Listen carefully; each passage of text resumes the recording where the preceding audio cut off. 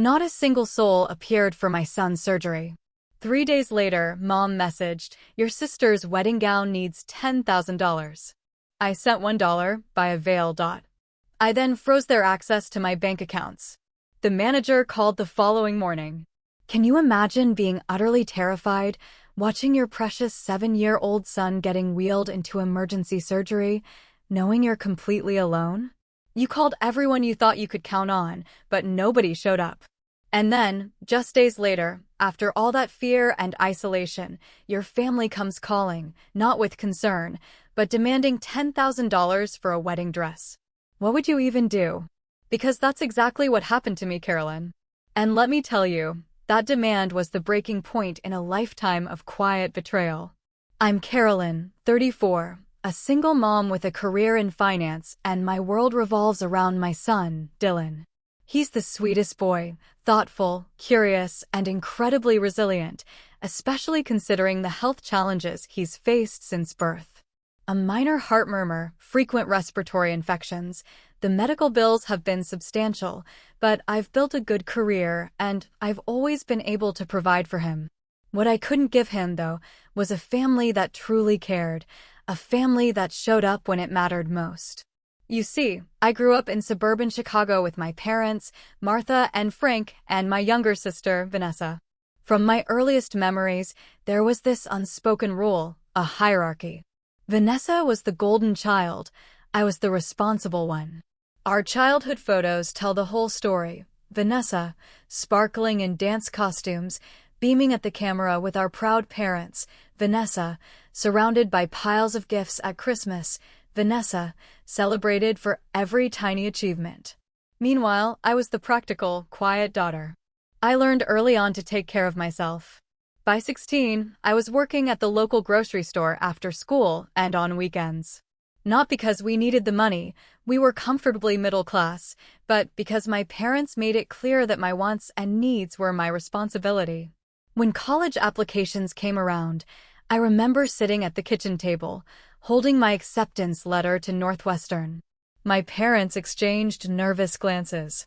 "We just don't have that kind of money set aside for you, Carolyn," my mother said, stirring her coffee. "We always figured you'd get scholarships or go somewhere less expensive."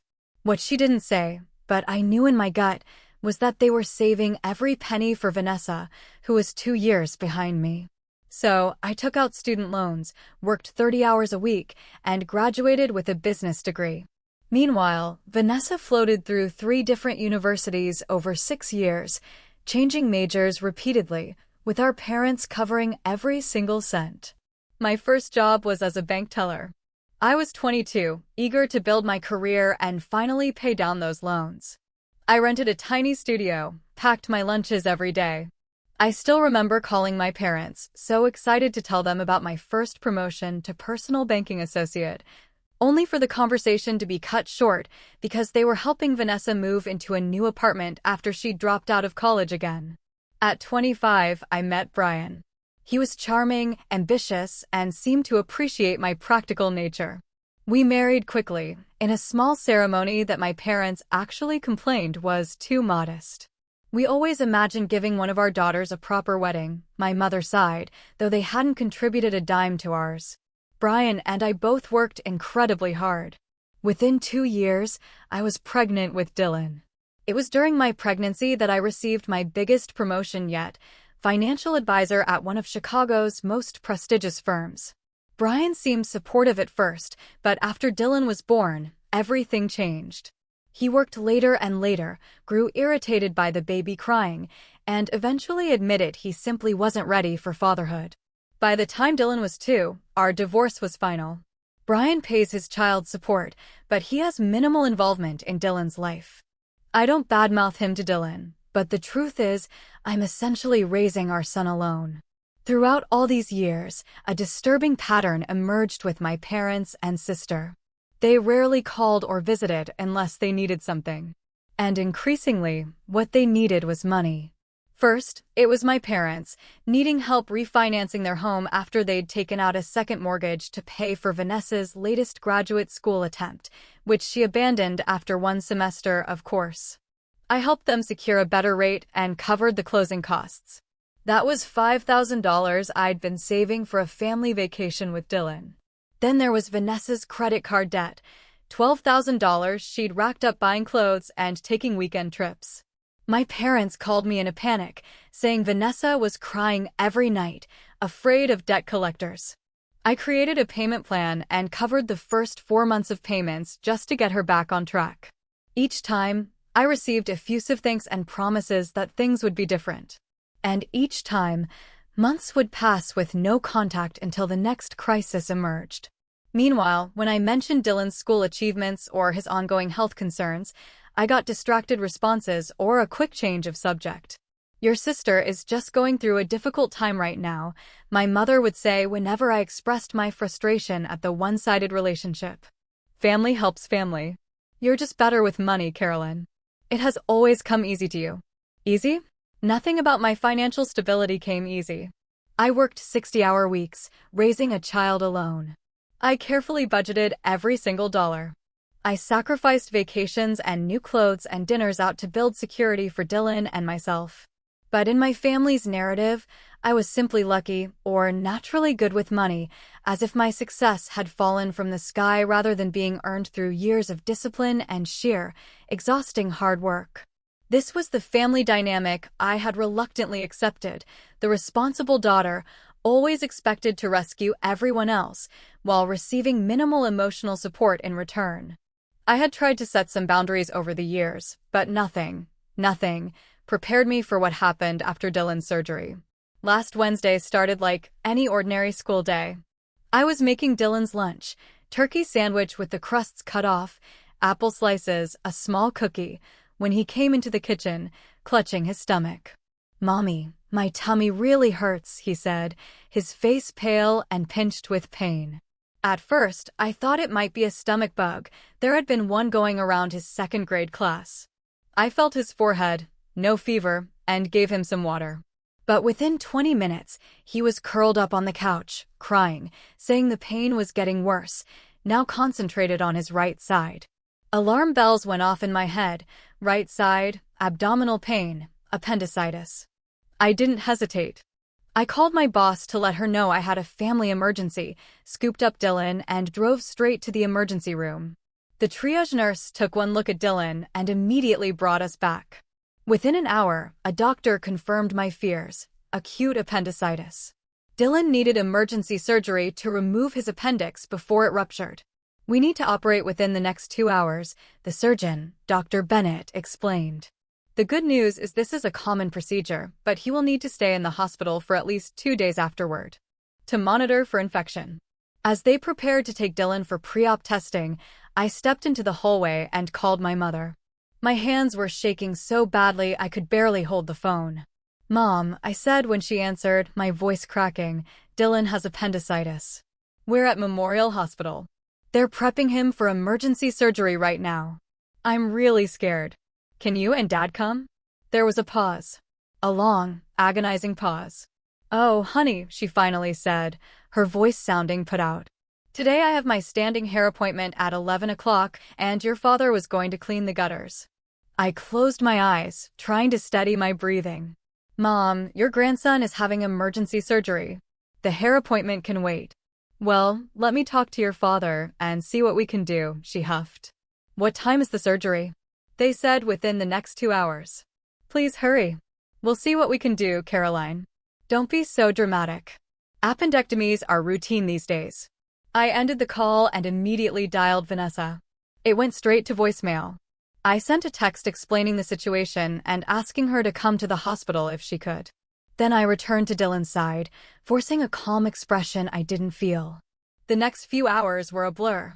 Dylan was taken for surgery, and I was directed to a waiting area. I sat there, utterly alone, watching other families support each other in groups of 2, 3, 4 people, husbands comforting wives, grandparents distracting siblings with games and snacks. And there I was, checking my phone every 5 minutes, hoping for some response from my family, any sign of care.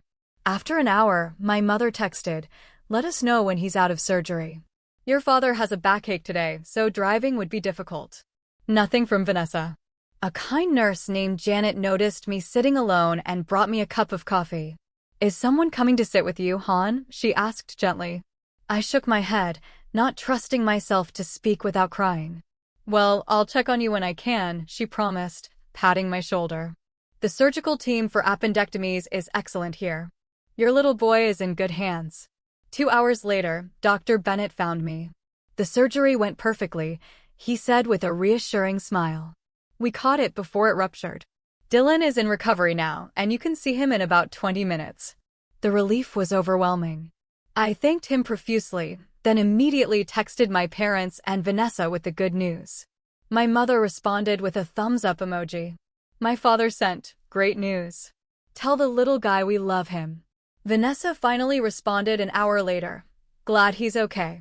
Not one of them asked if I needed anything or if they could visit. Dylan was groggy when I first saw him in recovery. His small body looked so vulnerable in that hospital bed, connected to IVs and monitoring equipment. When his eyes fluttered open and he weakly said, "Mommy," I nearly broke down right there. "I'm right here, sweetheart," I assured him, holding his hand. "The doctor fixed your tummy. You were so brave." He looked around the room. "Is Grandma here? Or Grandpa?" I swallowed hard, a lump in my throat. "Not right now, buddy. They sent their love, though. They're so proud of how brave you've been." "Will they come tomorrow?" he asked before drifting back to sleep. "Maybe," I whispered, though I already knew the answer. The next 2 days were exhausting. I slept in a recliner next to Dylan's bed, waking whenever he did. I worked remotely on my laptop during his naps, trying to keep up with my most urgent client matters.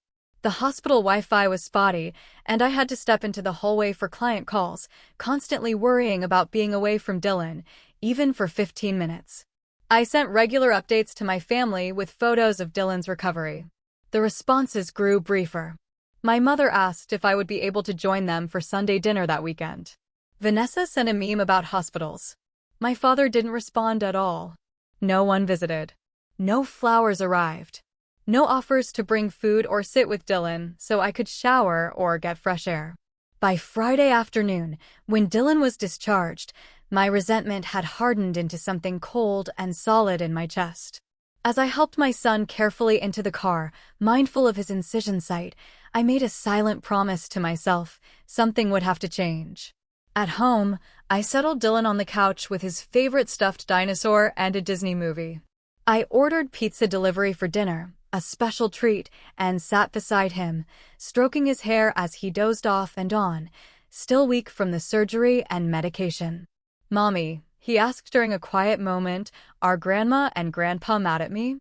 "No, sweetie," I said, my heart breaking. "Why would you think that?" "Because they didn't come see me in the hospital. Mason's grandparents brought him a teddy bear when he broke his arm." I took a deep breath. "Grandma and Grandpa love you very much. They've just been very busy. It's not your fault at all." He seemed to accept this, but I saw the hurt in his eyes. At 7 years old, he was already learning a painful lesson about our family's priorities. That night, after Dylan was finally asleep in his bed, I allowed myself to cry for the first time since this ordeal began. I cried for my son, who deserved so much more support than he received. I cried for myself, always giving and rarely, if ever, receiving. And beneath the sadness was a simmering anger that would soon boil over in ways my family never expected. Sunday morning dawned bright and clear. Dylan was recovering well, moving around more comfortably, even asking for pancakes for breakfast. His appetite returning was such a good sign. As I mixed the batter, my phone chimed with a text. It was from my mother. "How is Dylan feeling?" It was the first time she had initiated contact since before the surgery. I texted back, "Much better, thanks. Eating well today and moving around more easily." I set the phone down and poured batter onto the griddle. Before the first pancake had even started to bubble, my phone chimed again. I glanced at the screen and nearly dropped the spatula. "Good to hear. Listen, we need to talk about something important. Vanessa is engaged. Tyler proposed last night. She needs $10,000 for her dream wedding dress. Vera Wang. Once-in-a-lifetime opportunity. The boutique is holding it, but needs deposit by tomorrow. Can you transfer the money today? Family helps family." I stared at the message, reading it 3 times to make sure I understood correctly. My son had just had emergency surgery. No one from my family had visited or offered any meaningful support. And now, 3 days later, they wanted $10,000 for a wedding dress? I flipped the pancake, which had now burned on one side, and tried to compose myself before responding. My first instinct was to fire back an angry message, but Dylan was sitting at the kitchen island, watching me with curious eyes. "Is that Grandma?" he asked hopefully. "Yes, buddy." She says, "Hi." The lie tasted bitter. "Your pancake is almost ready." I decided not to respond immediately. I served Dylan his breakfast, made sure he took his medication, and settled him in the living room with Legos. Then I returned to my phone, which had accumulated 3 more messages. From Mom, "Did you see my text about Vanessa's dress? They need an answer today." From Dad, "Your mother told you about the dress. Vanessa found the one. $10,000. I know it sounds like a lot, but this is her special day. Call us." From Mom, "Again, the boutique closes at 5 today. You are the only one with money to spare. We wouldn't ask if it wasn't important." I sat down at the kitchen table, a cold feeling spreading through my chest. Money to spare? After paying thousands in medical bills that my insurance didn't fully cover. After taking unpaid time off work to care for my son. My phone rang. It was my father. "Carolyn," he said without preamble when I answered, "did you get your mother's messages about the dress?" "I did," I said carefully. "I'm a little surprised by the timing." "What does timing have to do with anything? Your sister is getting married. Tyler comes from money, and they are expecting a certain level of wedding. The dress is non-negotiable. Dad, Dylan just had surgery. I've been dealing with that alone. I have medical bills, and I've missed work. $10,000 for a dress is not something I can just pull out of thin air." He scoffed. "You work in finance. We know you make good money. This is not the time to be selfish. Vanessa never asks you for anything." I nearly choked at that blatant lie. "Dad, she has never once called to check on Dylan. Not once during his hospital stay. Did she even tell you he had surgery? We've all been busy. Tyler's parents are planning an engagement party, and there has been a lot to coordinate. This dress is a limited opportunity.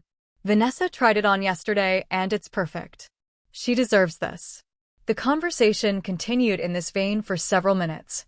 My father dismissed every concern I raised, repeatedly emphasizing family obligation and Vanessa's once-in-a-lifetime event. After hanging up, I received a call from my mother. Then another text, this one with photos attached of Vanessa in what I assumed was the dress. A massive ball gown with intricate beading and a cathedral train. It looked like something from a Disney movie, impractical and ostentatious. Then came the text that broke me. "Thanks. In advances. You are the best. Cannot wait for you to see me walk down the aisle in this. Tyler's family is so impressed with it. I need your banking details to give to the boutique for the deposit. Love you." Not a single word about Dylan. Not even a pretense of concern for her nephew who had just undergone emergency surgery. I sat at my kitchen table, staring at the phone, and something inside me shifted. It wasn't just anger. It was clarity. I had been used by my family for years, treated as nothing more than a convenient ATM, and I had allowed it to happen. Even worse, I had taught Dylan by example that this was what family relationships should look like: one-sided, exploitative, and devoid of genuine care. As a financial advisor, I had counseled clients about financial boundaries and even recognized signs of financial abuse in their relationships. Yet, I had failed to apply the same standards to my own family situation. I had enabled their behavior time and again, always hoping that the next time would be different. Looking at my financial situation objectively, I was comfortable, but certainly not wealthy. I had a mortgage on a modest 3-bedroom home. I had established a college fund for Dylan that was growing steadily, but would need years more of contributions. I had an emergency fund that this surgery had already dipped into. And I had retirement savings that were on track, but certainly not excessive. The $10,000 they were demanding would mean postponing necessary repairs to my home, reducing Dylan's extracurricular activities, or withdrawing from my own retirement savings. All for a dress that would be worn once, for a sister who couldn't be bothered to visit her nephew in the hospital or even ask meaningfully about his recovery. As I processed these thoughts, a final text came through from my mother. "We know this is a big ask, but remember all we have done for you over the years. Family supports each other. Your sister would do the same for you." That was when I knew exactly what I needed to do. That afternoon, while Dylan napped, I sat down at my desk and opened my laptop. As a financial advisor, I had the skills and knowledge to handle this situation strategically rather than emotionally, though I was certainly feeling plenty of emotions. First, I reviewed my own accounts and financial entanglements with my family. Years ago, when my father had a brief health scare, I had created a joint emergency account with my parents. I had initially deposited $5,000 and added small amounts over time, intending it to be there if they ever faced a genuine crisis. The account now held just over $8,000. Out of curiosity, I checked the transaction history. What I found stunned me. There had been dozens of small withdrawals over the past year, $200 here, $300 there, none of which had been discussed with me.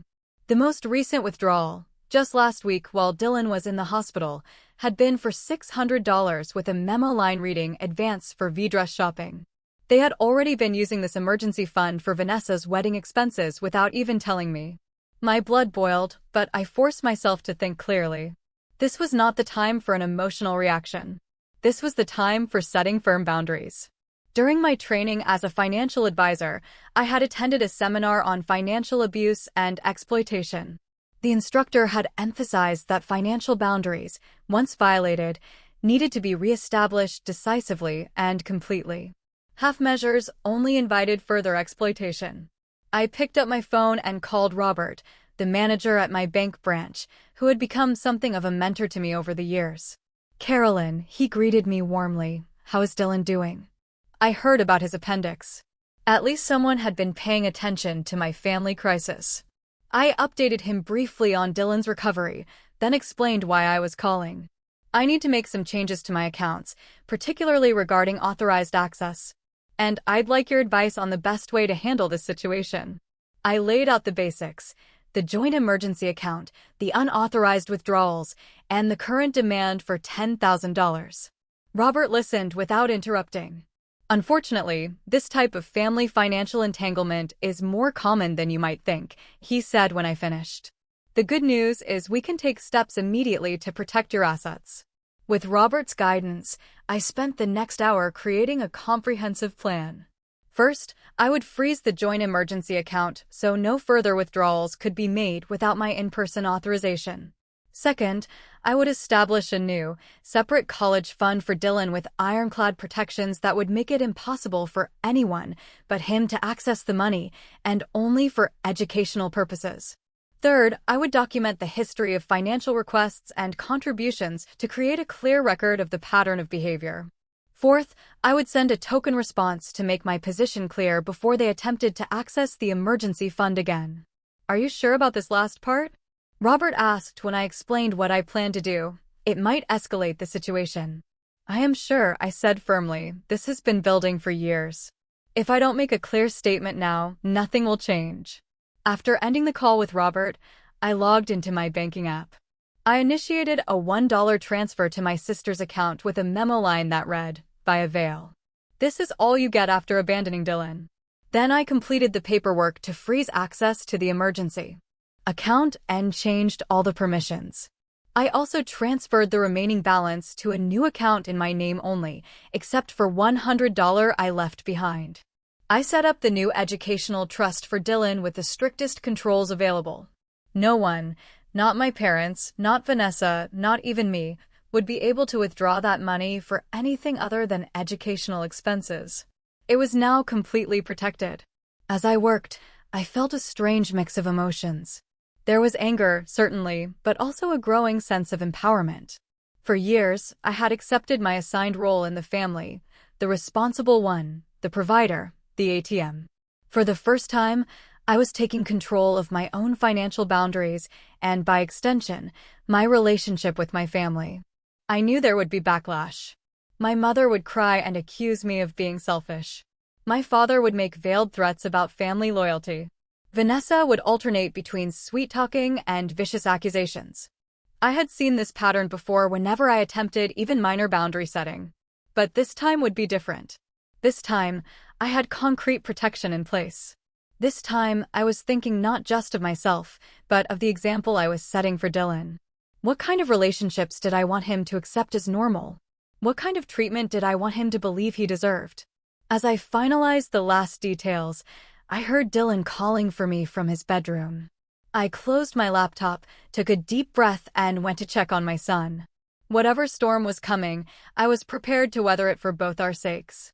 Monday morning arrived with the predicted storm. I had just dropped Dylan off at school. He had insisted he felt well enough to go, though I made arrangements with his teacher for limited activity, and arrived at my office when my phone exploded with notifications. 6 missed calls from my mother, 4 from my father, 12 text messages from Vanessa, 2 voicemails. I settled at my desk and steeled myself before checking the first voicemail. It was my mother, her voice tearful and frantic. "Caroline Elizabeth, what is the meaning of this $1? Is this some kind of joke? The boutique needs the deposit by noon today or Vanessa loses the dress.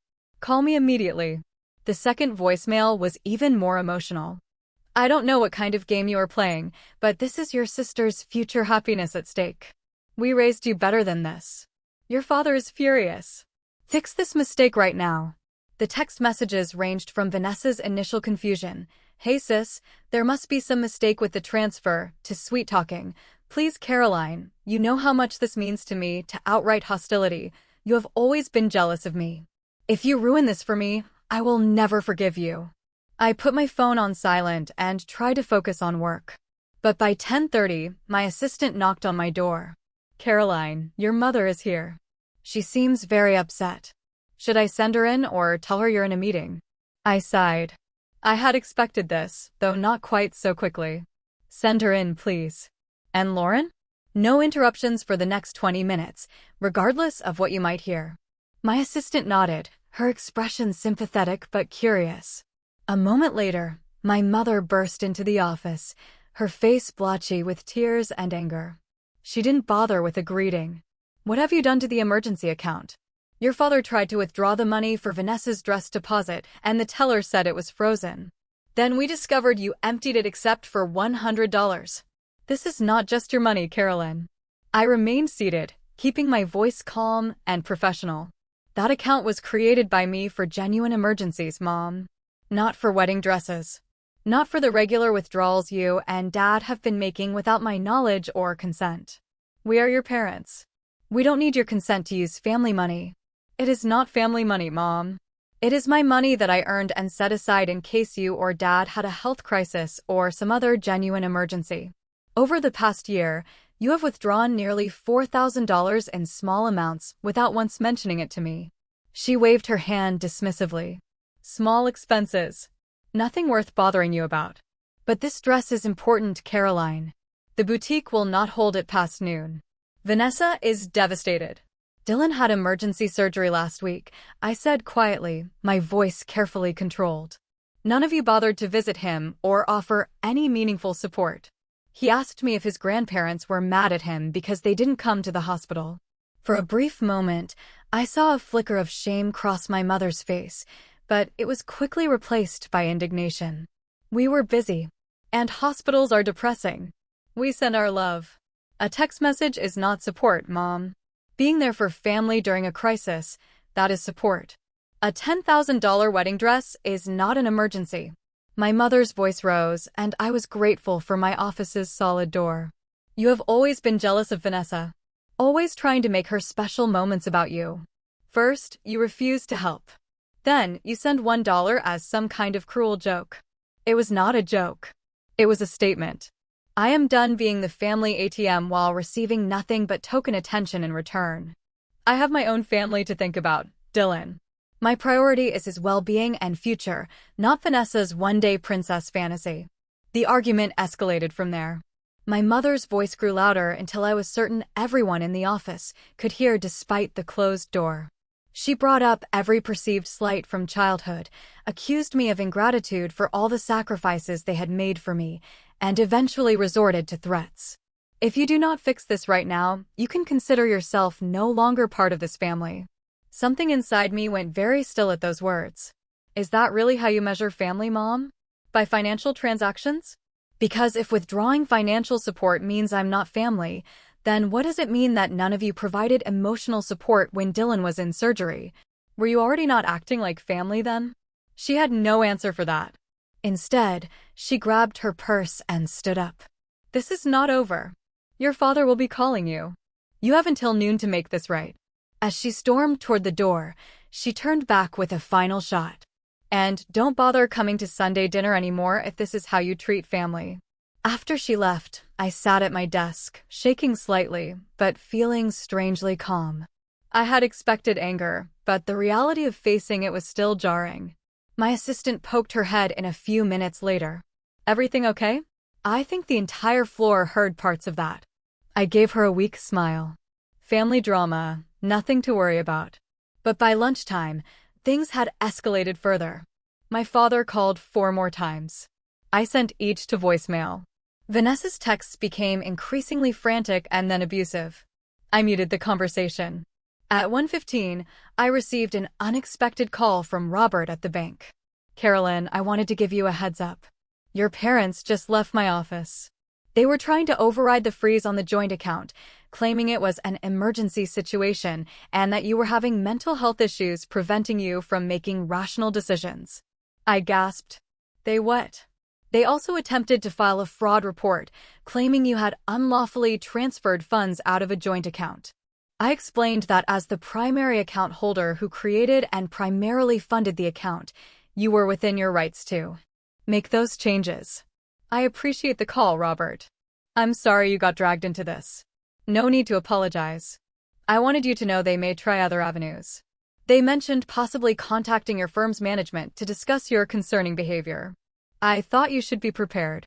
After thanking Robert again, I immediately went to my supervisor's office to explain the situation before my parents could call with false claims about my mental stability.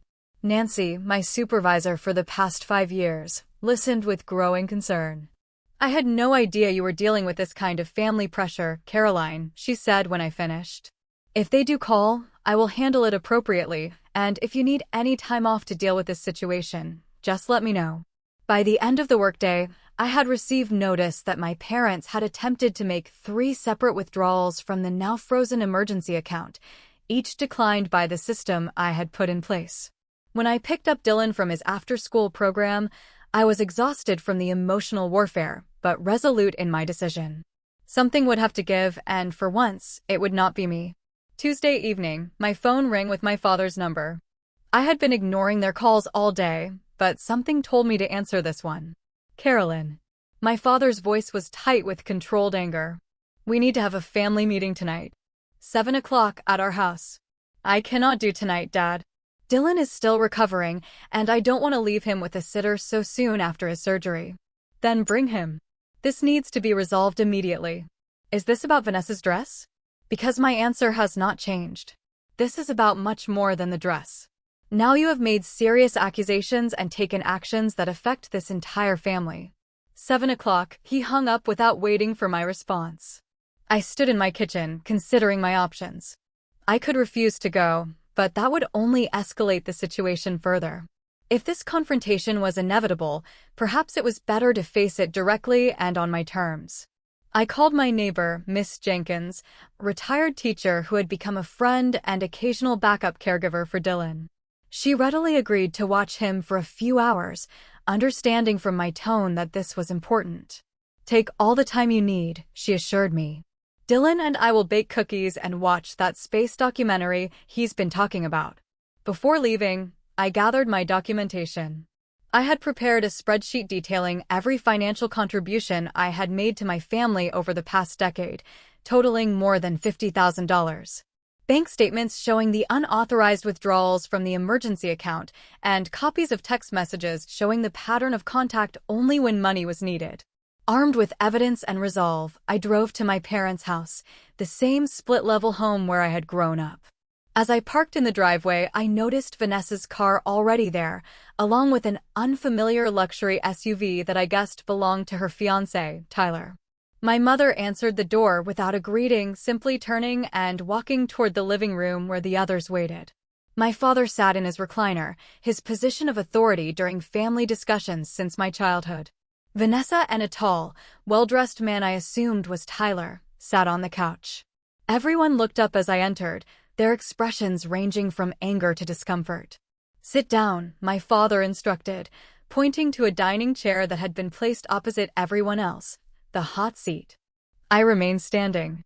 "Before we start, I want to be clear about something.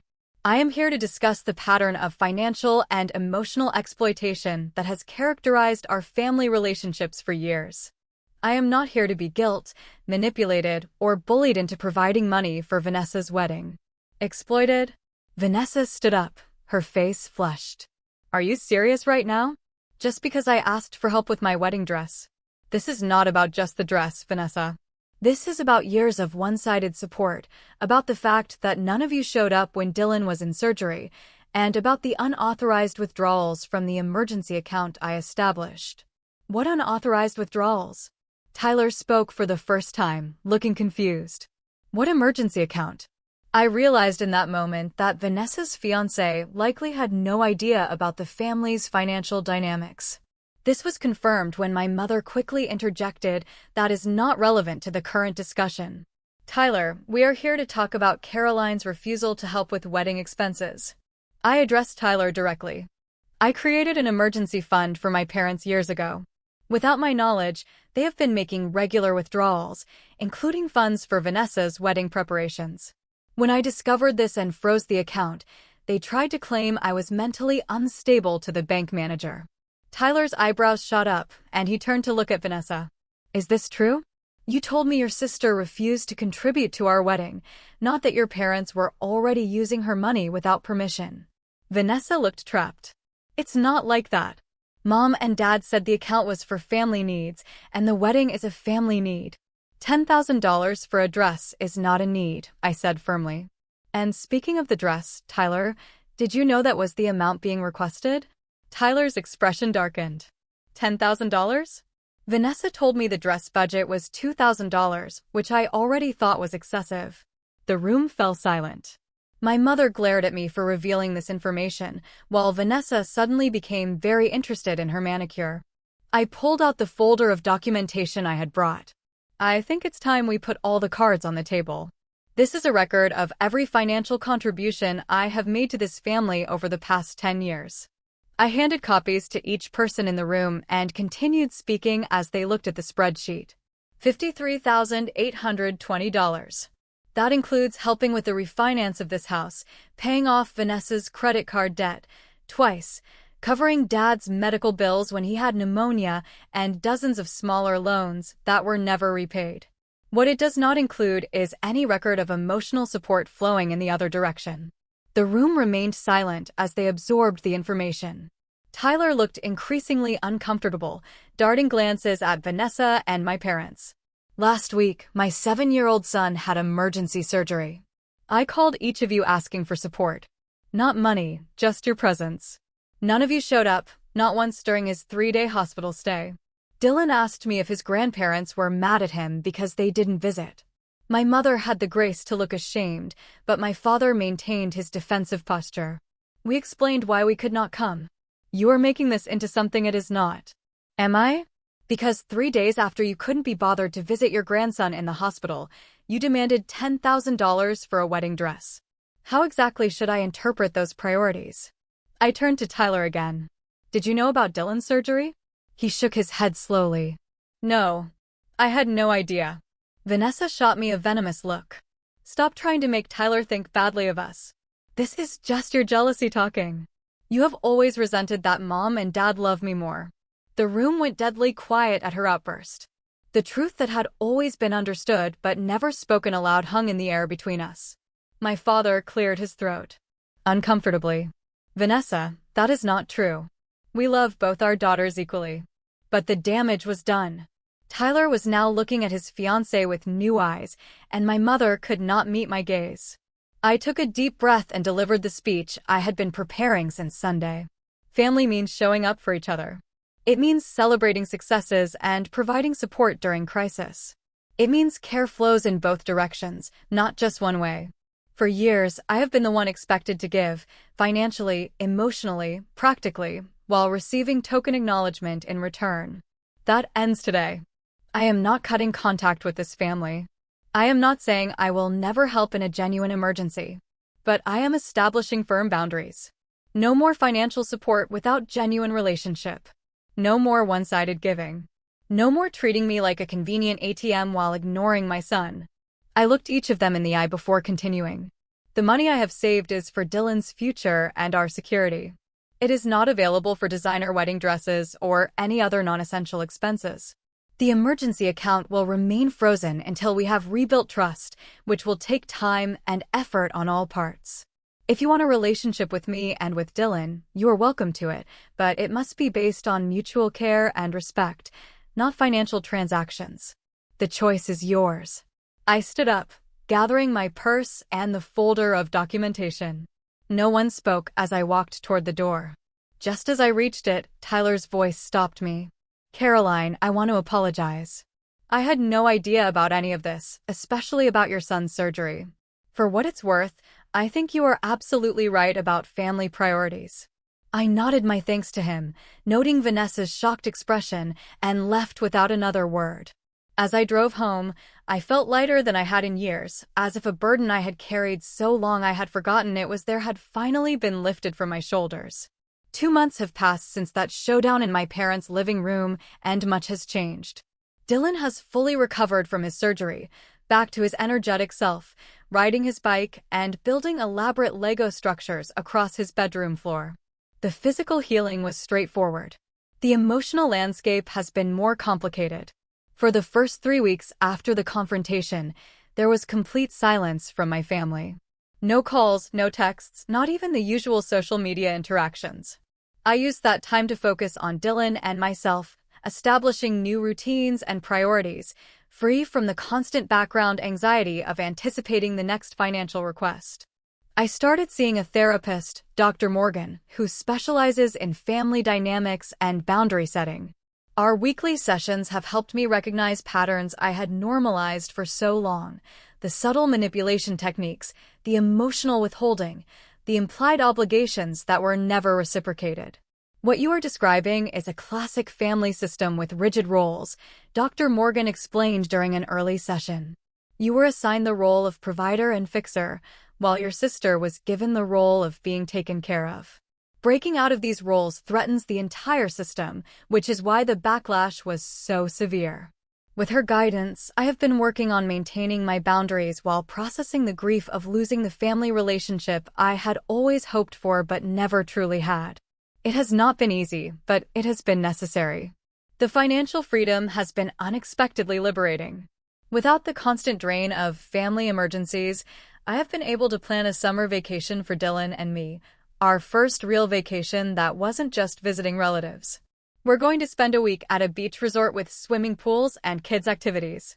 Dylan talks about it constantly, his excitement a daily reminder that I made the right decision.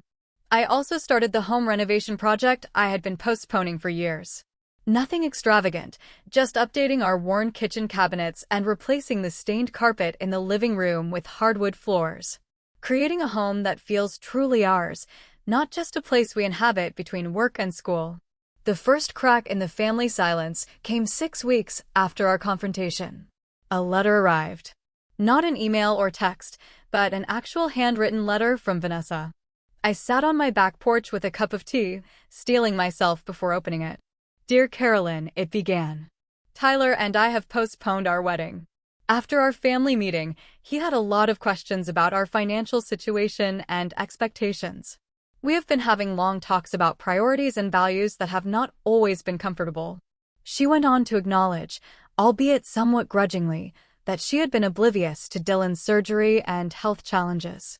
I realize I have not been the kind of aunt I should have been, she wrote. I cannot change the past, but I am trying to think more about how my choices affect others. It wasn't exactly a profound apology, but coming from Vanessa, it was significant. She closed by saying she was not asking for anything, just opening a door to possibly rebuild some kind of relationship in the future. I wrote back a brief, polite note, thanking her for the letter and expressing hope that her conversations with Tyler would lead to a stronger foundation for their marriage. I didn't rush to forgive or pretend everything was resolved, but I did leave the door open a crack. A week after that exchange, a birthday card arrived for Dylan from my parents. Inside was a gift certificate to a local toy store and a note saying they would like to take him out for ice cream sometime if that would be okay with me. No demands, no guilt trips, just a small olive branch. I showed it to Dylan, who was excited about both the gift card and the ice cream offer. "Can I see Grandma and Grandpa?" he asked, his eyes hopeful. "We'll see," I told him. "Maybe we can meet them for ice cream next weekend. Just for a little while." I am proceeding cautiously with these tentative reconnections. Dr. Morgan has helped me develop a framework for limited, controlled interactions that allow me to test whether real change is possible without exposing myself or Dylan to further harm. Meanwhile, I have been building a different kind of support system. My work friends have become more like real friends since I shared some of what I was going through. 2 colleagues and I now have a standing monthly dinner date where we take turns watching each other's children. Miss Jenkins from next door has become something of a surrogate grandmother to Dylan. She takes him gardening in her backyard and has been teaching him to bake. He proudly brought home chocolate chip cookies last week that they had made together, saving the biggest one for me. Dylan himself has shown remarkable resilience through all of this. Children are perceptive. He knew something was wrong with our family dynamics long before I explicitly addressed it.